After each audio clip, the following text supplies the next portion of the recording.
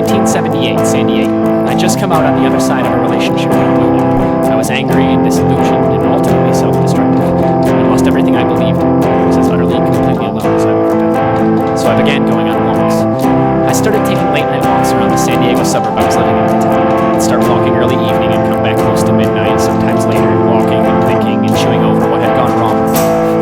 One night at 4th and E Streets, I got mugged and beaten by a street gang. Sent me to the hospital with serious intimations of mortality. When the ER techs asked what my religion was, I refused to answer. I made my private peace with the universe, content with whatever was going to happen, whatever time. Then something happened. I got angry. I got angry because I still had stories to tell. So I fought back. It took 2 months to fully recover, but 2 things came out of that incident. First, I have no fear of death, none whatsoever. Second, as soon as I was well enough, I started walking again, sometimes until 3 or 4 in the morning, through parts of town that made even street people nervous. When people asked what I was doing out there, the only answer I could give was I'm looking for something. So I kept walking through some of the most dangerous parts of San Diego before it got cleaned up, when it was still home to hookers and drugs and gangs. Finally, one afternoon, I came to the same areas I walked through at night, and I was struck by the dichotomy between that corner at night and that very same corner during the day. In the daylight, there were businessmen and kids and clerks eager to get home to dinner and TV. Then later came the night shift, the lost people, emerging from shadows and beds of pain to walk the same streets in search of fixes, money, and bars, gradually fading away with the dawn.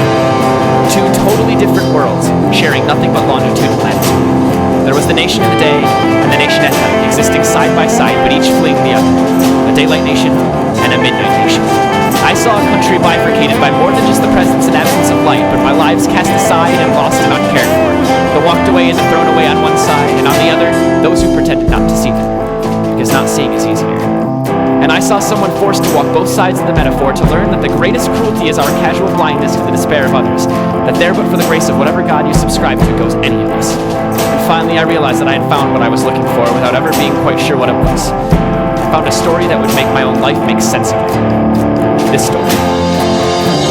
I still take long walks, and I still stop and talk to the people who stand at the corner and wait for something to happen to them, who wait for money to fall into a hat or a cup, who wait for someone to recognize their pain, because the line between the midnight nation and the place where I sit right now writing these words is thin and ephemeral and can be crossed in an instant, because the road to the midnight nation can be erased only through compassion. I found my story, this story, on a hazy afternoon in 1978. Now it's yours. The keys to the Midnight Nation are in your hands. What you do with them is up to you.